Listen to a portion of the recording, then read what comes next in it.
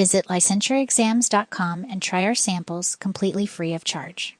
Hello to all of our therapists out there. My name is Stacy Frost, and this is my co-host, Dr. Linton Hutchinson. Hiya, Linton. Hey, K-Pasta. Well, welcome to Licensure Exams, our podcast, where we are going to bring you tips and strategies for passing the exam with flying colors. Yes, and today we are back with our Study Smarter, Not Harder series, and we've got a good one for you. Linton, have you ever heard of a study technique called interleaving? Nope, never have. That's a new one on me. What's that about? All right, so interleaving is where you mix different topics within a single study session. It's the opposite of something called blocking, where you study one topic at a time. Blocking, sort of like Monday is motivational interviewing, and I'm just spending all my time with that one topic. Tuesday is Transference Tuesday, where I study. Can you guess? That one topic, transference? Right. Yep. Exactly. On and on it goes, where I check every item off the list. So I make everything clean, neat, and orderly, right? Oh, yes. How very methodical of you. Yep. That is blocking in a nutshell. Well, what's wrong with blocking? For me, it seems like a pretty intuitive way to study. So that way I can check things off once in a list. Well, there's nothing wrong with studying one topic at a time, Linton. If it works for you, it works for you. But like you said, it's a very methodical process. It's easy to plan your study schedule this way. So there are some perks to it. It does have a limitation, though. What? Blocking doesn't help you as much with transfer of knowledge, which really means the ability to apply what you've learned to unique situations. And you'll hear us talk over and over again about applying information. You really need to be able to apply on your exam. And that's where interleaving comes into play. So mixing topics within a single study session helps you identify patterns in the material that are otherwise kind of hard to recognize when you're studying just one topic at a time, just going through that checklist.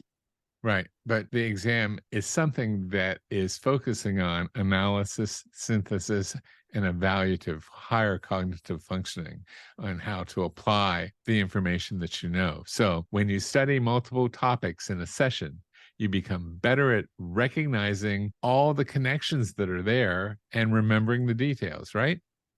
Yep, you got it. It's a really great way to make sure that you don't fall into this trap of just, kind of that surface level memorizing information without really being able to understand it and being able to apply it. It's just not good enough for this exam to know what technique is associated with what theory. You've got to know that, but you need to know how to apply those techniques when you're working with the client. Exactly.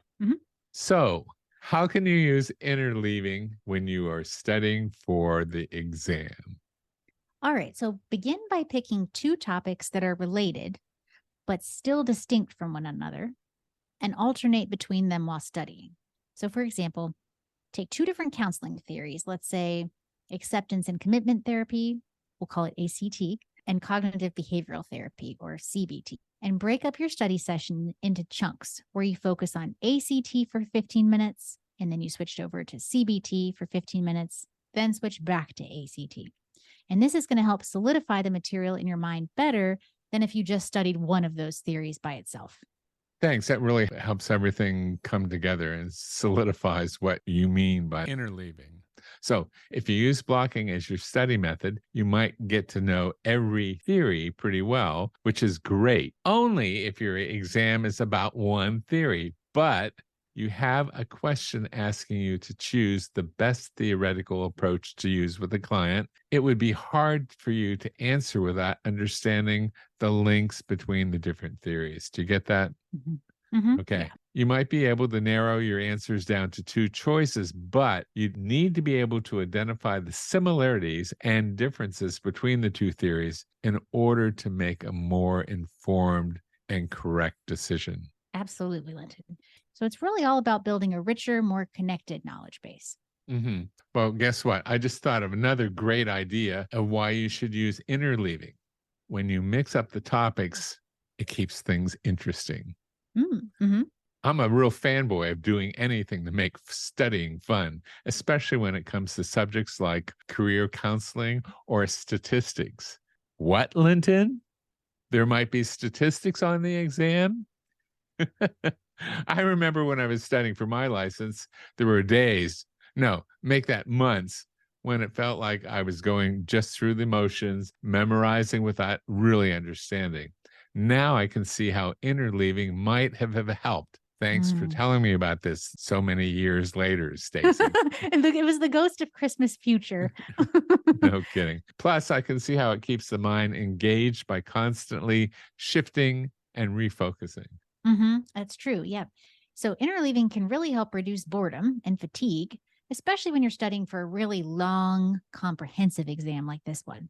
So I know for myself, when I try to learn about one thing, for too long without mixing things up, my mind starts to wander. It's like it kind of, it becomes a little harder to focus.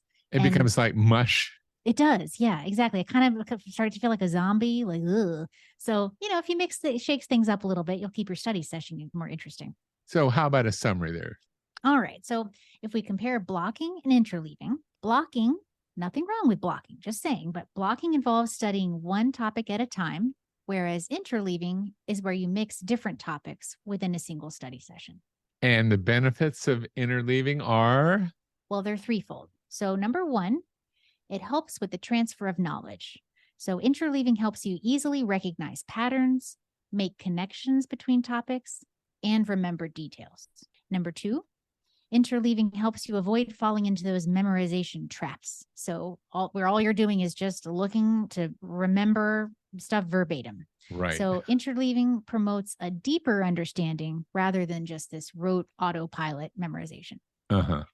And number three, interleaving keeps studying fresh and interesting. So mixing up topics reduces boredom and fatigue. Well, there you have it. Interleaving, the perfect way to mix up your study sessions to master the material. So until next time, remember, it's in there. It's in there.